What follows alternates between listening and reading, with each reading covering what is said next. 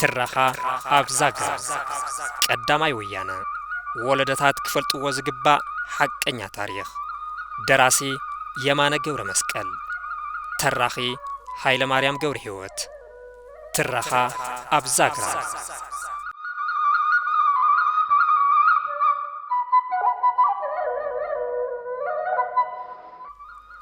هاصي ኃይለ ስላሴ أمكلخال ورار فاشست طليان زرعيو دخم مريحنتن هاجرهم حديقهم ناب عد إنجليز مهدامومن فاشستاوي ورار سراوي طاليان نتي أب عدواز تقول بابو كابا سعرت حنان مفداي دحري ناير 4 عمتات مدلاو بعسرت تشعات مسكرم شحنت شعات 128 عامة مرات كاب إيرترا نروا مرب تساجيرو نملع تجراي ورار جمران اتي كاب زمن حاصي منلك جميرو بجزاءات دربتا شوا زورر زمزمازن بناي حد كوينا زحمسن زنبره حزب تግራይ አንጻር بعداو ወራሪ بحدل بخوينو تلعيليون ቆልዓ ሰበይቲ ሽማግለን ሕሙምን ከይተረፈ ካብ ጫፍ ናብ ጫፍ ከተተ ምእንተ ነፃነትን ለዓላውነትን ሃገሩ ምስ ዘመናዊ ኣጽዋር ዝተዓጠቀ ሰራዊት ፋሽስት ጣልያን ክሳድ ንክሳድና ተሓናነቀ ዳርጋ ብዘይ ገለ ሓገዝ መንግስቲ ንሸሞንተ ዋርሕ ዝኣክል በይኑ መሪር መስዋዕት ከፊሉ እዩ ብላታ ኃይለ ማርያም ረዳ ነቲ ዝነበረ ኩነታት ከም ዝስዕብ ይገልጽዎም መንግስቲ ጣልያን ንመረብ ተሳጊሩ ንትግራይ ቅድሚ መሓዙ ዝገብሮም ዝነበረ ምድላዋት ዓይነት ኣጽዋር ነፈርትን ታንክታትን ኣበይ ከም ዝርከባ ምስ ኤርትራውያን ኣሕዋትና ብምትሕጋዝ ሙሉእ ሓበሬታን ኣከብና ንመንግስቲ ንሕልፍ ነይርና ብዝረኸብና ሓበሬታ መሰረት እውን ሰራዊት ፋሽስት ጣልያን ናብ ትግራይ ቅድሚ ምንቅስቃሱ ኣብ ኤርትራ ንሃልዎ ንቋዕዮ ዝብል ሕቶ ንመንግስቲ ተቅሪብና ነይርና ሰማዕ ግን ኣይረኸብናን ከምቲ ህዝቢ ትግራይ ዝፈርሖ ድማ ኣይተረፈን ወራሪ ፋሽስት ጣልያን ምድላዋት ወዲኡ ብኩለን አንፈታት ብምእታው ንሙሉእ ትግራይ ሙራር ጀመረ ህዝቢ ትግራይ ብዘይ ገለ ሓገዝ መንግስቲ ውሱን ምድላው ገይሩ ስለ ዝነበረ ዋሕደ ጿር እንተነወረውን ታንክታትን ከበርተ ጿርን ጸላኢ ዝከላኸል ዓበይቲ ጎዳጉዲ ናፈሓሩን እንባታት ብምዕጻውን ምስ ወራሪ ሰራዊት ፋሽስት ጣልያን ክሳድ ንክሳድ እናተሓናነቀ መሪር መስዋዕቲ ከፊሉ እዩ ህዝቢ ትግራይ ዋላውን ካብዛ ብደሙን ዕጽምትን ንዘመናት ዋርድያ ኮይኑ ዘጽንሐ ሃገሩ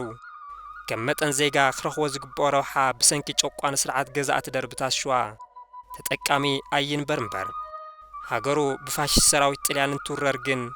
ምስ ገዛእት ደርብታት ሸዋ ተሃላሊኹ ስኺሉ ኣይረአየን የግዳስ ከም ልማዱ ናይ መጀመርያ አንጻር ባዕዳውያን ወረርቲ ጥይት ዝተኮሰ ንሱ ነይሩ እተን ካብ ወረርቲ ሰራዊት ኃይለ ስላሴ ዝተረፋ ንብረቱን ጥሪቱን ሸይጡ ይኹን ለዊጡ ብረት ወይ ድማ ጠበንጃ ብምግዛእን ስንቁ ብምቁጻርን ብጽንዓትን ሓድነትን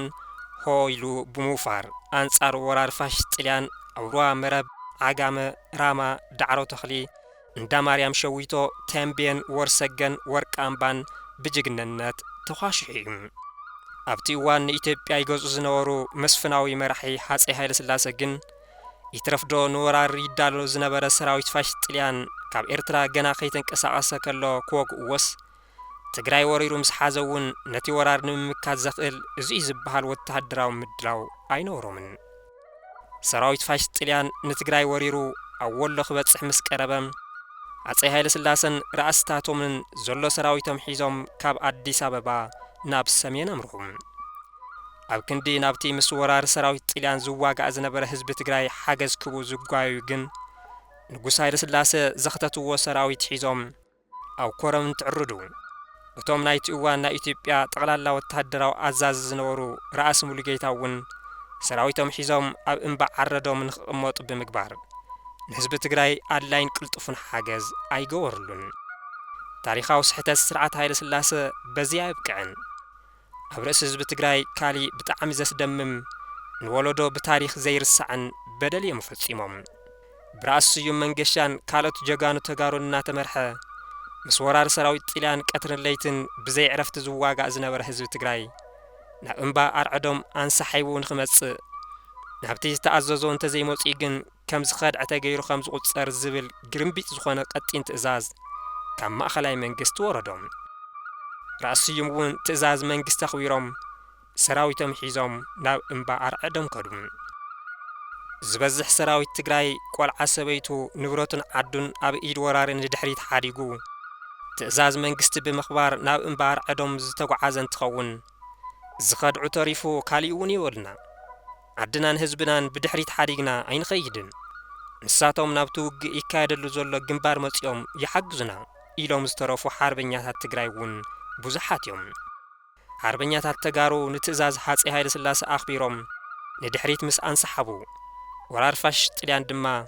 ቆልዓ ሰበይቲ ሓራስ ጥንስቲ ሽማግለን መንእሰይን ከይፈለየ ንዝረኸቦ እናባሳበሰ ንብረቱን ጥሪቱን እናቃጸለ ደድሕሪ ሰራዊት ትግራይ ተኸቲሉ ኣብቲ ቀንዲ ሰራዊት ኢትዮጵያ ዝዓረደሉ ደቡባዊ ትግራይ በጽሕም ናብ እምባ ኣርዕዶም ፀዊዖም ዝኣከብዎ ትግራዋይ ብዘይገለ ተወሰኸ ሓይሊ ነጽዋርን ካብ ዓድኻ ሒዝካዮ ዝመጻእኻ ሒዝካ ናብ ተንቤን ተበገስ ኢሎም ኣዘዝዎም ሓርበኛታት ትግራይ ግን ጣልያን ክሰዓረሎ ዝኽእል ካብ በኣንፈት ተንቤን ምውቃዕ በኣንፈት ምብራቕ ትግራይ ብምቑራጽ ናብ ኤርትራ ብምስጋር ብድሕሪት እንተወጊእናዮ ንትግራይ ሓዲጉ ንድሕሪት ክሽምረር እዩ ዝብል ሜላ ኣቕሪቦም ነይሮም ንስኻትኩም ተኣዘዝቲ ደኣ እምበር ኣዘዝትን ናይ ውግእ ተለምትን ኣይኮንኩምን ብዝብል ሜላ ውግእ ሓርበኛታት ትግራይ ተቐባልነት ኣይረኸበን ትእዛዝ መንግስቲ ተቐቢሎም ናብ ተንቤን ዝተመለሱ ሓርበኛታት ትግራይ ምስ ወራሪ ሰራዊት ጣልያን ኣብ ተንቤን ብዘካየድዎ ከቢድ ውግእ ኣብ ልዕሊ ሰራዊት ጸላኢ ከቢድ ጉድኣት ኣውረዱን በዚ እውን ሓርበኛታት ትግራይ ብዝማረኽዎ ዕጥቅን ስንቅን ሓይሎም እናበርትዐ ብምዃዱን ክሳብ ሓውዝየን ደየው በቲ ኣቐዲሞም ሓንፂፆምዎ ዝነበሩ ወተሃደራዊ ሜላ ድማ ብሓውዝየን ጥሒሶም ናብ ኤርትራ ብምስጋር ንወራሪ ፋሽስት ጣልያን ብሕቑኡ ንኽበትክዎ ተንቀሳቐሱ ብኸምዚ ዓይነት ንቅድሚት እናመረሹ ንከባቢ ብዘት ተቆጻጸሩ ናብ ከባቢ ጾሮና ንኽሳገሩ ኣብ ምንቅስቓስ እናሃለዉ ግን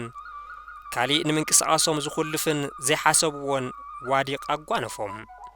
ኩሉ ሓርበኛ ትግራይ ንራእሲ ስዩም መንገሻ ተኸቲሉ ናብ ማይጨው ከም ዝመጽእ ንማይጨው ዘይመጸ ከም ዝኸድዐ ይዝቝጸር ዝብል ትእዛዝ ሃይለ ስላሰ ደድሕሪኦም ኣርከቦም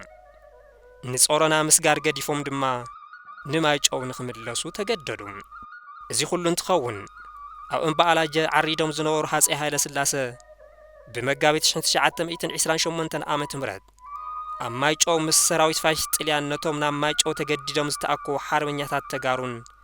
ካብ ኩሉ ኩርናዓት ኢትዮጵያ ዘኽተትዎ ሰራዊትን ኣሰሊፎም ውግእ ገጠሙ ኣብ ውግእ ማይጨውን ግደ ተጋሩ ዝዓዘዘ ነይሩ ነዚ ሓቂ ዘራጉዲ ድማ ብሩኖ ሮጂ ዝተባሃለ ጣልያናዊ ተሴራ ቨርደ ኢን ኣፍሪካ ኦሪየንታል ዝብል መጽሓፍ بخمزي السعبي قمطو ورقامبا مونتانيا دول أورو أوري بيه تيربيل دار سارو دا كرنو اي غوريري دي سيوم ايرانو انكورا بيه تيربيلي ترجم ورقامبا ورقاويت امبا اوغ كاب سمع دمصي زبلص تفرح نيركي سراويت راس سيوم دما كاب كلن لعلي زفرحو نيروم هاصي هايل سلاسه كمتوم بقدميهم زنورو نغستات إثيوبيا سراويت مريحهم نام مايጨው يفورم بر ኣብቲ ውግእ ግን እዚ ዝበሃል ክእለት ኣመራርሓ ኣይኖሮምን ከም ሓደ ኢትዮጵያዊ ጅግና ንጉስ ግን ነቲ ውግእ ከም ዝመርሑን ናብ ባዕዳዊ ወራሪ ጣልያን ከም ዝተኮስን ንምርዳእ መትረየስ ሒዞም ናብ ጸላኢ ኣነጻጺሮም ትትኩሱ ዘመላኽት ፎቶግራፍ ምስተልዓሉ ገና እቲ ውግእ እንከይተወደአን ህዝቢ ኣብ ኩናት ጸሚዶም እናሃለውን ሰብ እናረገጹ ካብቲ ውግእ ብምውጻእ ሞሊቆም ናብ አዲስ አበባ ተመለሱ ሙሉ ቤተሰቦምን እሙናት ሓሻኽሮምን ሒዞም ድማ ዓዶምን ህዝቦምን ንወራሪ ጣልያን ራሕሪሖምሉ ለንደን ኣትዮም ዝብል ወረ ተሰምዐ ሃፀይ ሃይለ ስላሰ ሃገር ራሕሪሖም ካብ ማይጨው እንተሃድሙ ከምኒ ደጃዝማች ኣበራ ተድላ ዝበሉ ስምያት ሓርበኛታት ተጋሩ ግን ዓድና ንድሕሪት ሓዲግና ኣይንሃድምን ብምባል ምስ ወራሪ ፋሽስት ጣልያን ክሳድ ንክሳድ እናተሓናነቑ ኣብ ማይጨው ብኽብሪ ተሰውዮም ዶክተር ኣድሃና ሃይለ ብዛዕባ ኩናት ማይጨው መልኪቶም ከምዚ ይብሉ ኩናት ማይጨው ኣብ ወርሒ መጋቢት 1928 ዓመተ ምህረት ተኻይዱ እቲ ኩናት ኣብ መንጎ ኢትዮጵያን ጣልያንን ን8 ዋርሕ ዝኣክል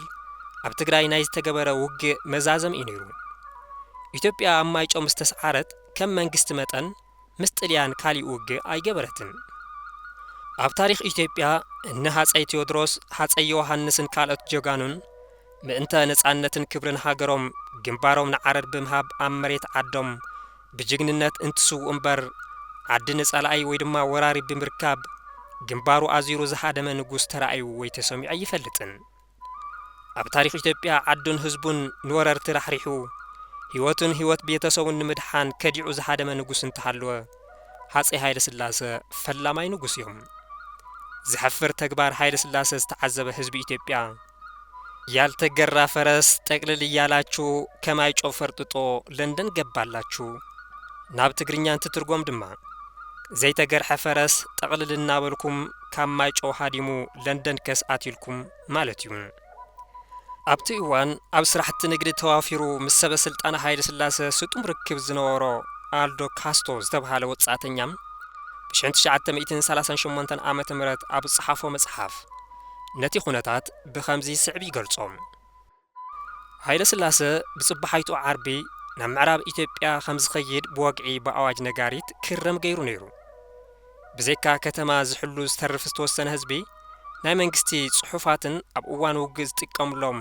ናይቲ ንጉስ ኣቑሑትን ተጻዒኑ ብኣንፈት መንገዲ ነቀምቲ ጉዕዞ ክጅምር እዩ እናተባሃለ ትጽቢት እናተገበረሉ ዓለም ኣሽምባይዶ ዝጓዓዝ ንጉስስ ናብ መንገዲ ነቀምቲ ሕልው ዝብል ወታደር እውን ኣይተረኣየን። እቲ ኩነታት ምስቲ ናብ ምዕራብ ኢትዮጵያ ክዛወርየ ዝብል ዝነበረ ኣዋጅ ንጉስ ዘይስማዕማዕ ኮይኑ ዝረኣይዎ ሚስጥር ዘይተገለጸሎም ሓሻኽር ንጉስ ኣጠራጠሮም። ምሸት ዓርቢ ካብ ምሁራት ሰበ ስልጣናት መንግስቲ ሓደ ዝነበሩ ብላቴን ጌታ ሕሩይ እቲ ንጉስ ዘለዎ መርገጺ እንታይ ከም ዝመስል ንኽገልጸሎም ሓቲቶምዎ ነይሮም። ምስ ብላቴን ጌታ ሕሩይ ኮይኖም ናብቲ ንጉስ ዘምርሑ ኣይተታደሰ መሸሻን ብላታ ኣየለ ገብሬን ነይሮም። እዞም ክልተ ሰባት እዚኦም እውን ናይ ልቢ ፈተውተይ ስለ ዝነበሩ ኣብ መወዳእታ ዝነበረ ናይቲ ንጉስ ኩነታት ህድማ ዝነገሩኒ ንሳቶም እዮም። ሃይለ ስላሴ ነቶም ኩነታት ክፈልጡ ዝኸድዎ ሰለስተ ሰበ ስልጣን መንግስቲ ብትሕትና ተቐቢሉ ኣዘራሪዎም እዩ። ብጽባሓይቱ ሰዓት 3 ተራኺቦም ከም ዘዕለሉ ቆጽሮ ብምትሓዝ ድማ ኣሰናበቶም። ንሳቶም እውን ሃገሩ ካብ ወራሪ ንምክልኻል ናብ ኣንፈት ምዕራብ ኢትዮጵያ ከም ዝወፍር እምበር ሃገር ንወራሪ ደርብዩ ዝሃድም ስለ ዘይመሰሎም ተሓጒሶም ተፈላለዩ። ብቆጽሮኦም ሰዓት መሰረት ብጽባሓይቱ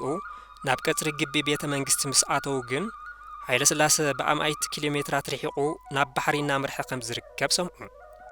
ህዝቢ ትግራይ ሃይለ ስላሴ ምስ ቤተሰቦም ከዲዖም እዮም ኢሉ ተስፋ ብምቑራጽ ብረቱ ኣይፈትሐን። ምስ ካልኦት ብሔር ብሔረሰባት ኢትዮጵያ ተሰሊፉ 5 ዓመት ሙሉእ ንወራሪ ሰራዊት ፋሽስት ጣልያን መእተውን መውፅን ኣጽዩ ምንቅስቓስ ካሊእዎ ጸኒሑ እዩ። ካብ 1928 ዓመተ ምህረት ክሳብ 1933 ዓመተ ምህረት ጸረ ባዕዳዊ ወራሪ ፋሽስት ጣልያን ዝተኻየደ ተጋድሎ 5 ዓመታት ኣብ ኩሉ ከባቢታት ኢትዮጵያ እንተነበረኳ ንሰራዊት ባዕዳዊ ወራሪ ጣልያን ካብ ኩሉ ዝሓየለ ፈተና ዘጋጥሞ ውግእ ግን ኣብ ትግራይ እዩ።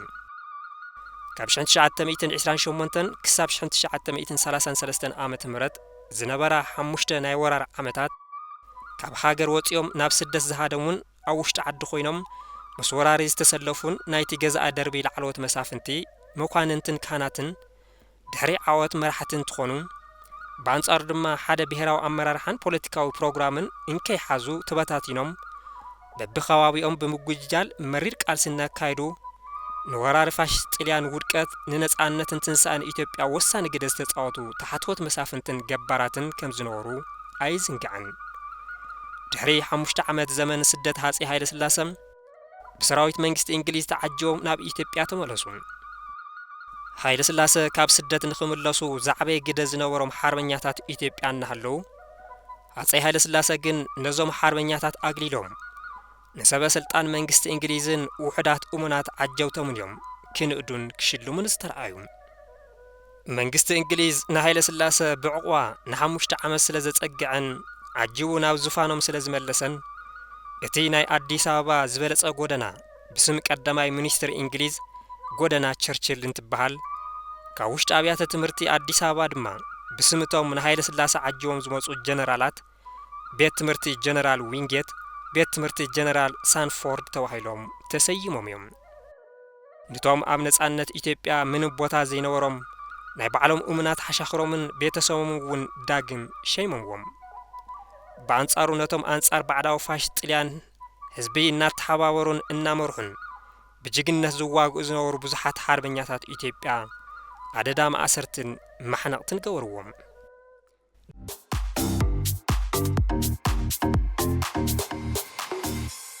ትረኻ ኣብ ዛግረብ ቀዳማይ ወያነ ወለደታት ክፈልጥዎ ዝግባእ ሓቀኛ ታሪኽ ደራሲ የማነ ገብረ መስቀል ተራኺ ሃይለ ማርያም ገብረ ሕይወት ትረኻ ኣብ ዛግረብ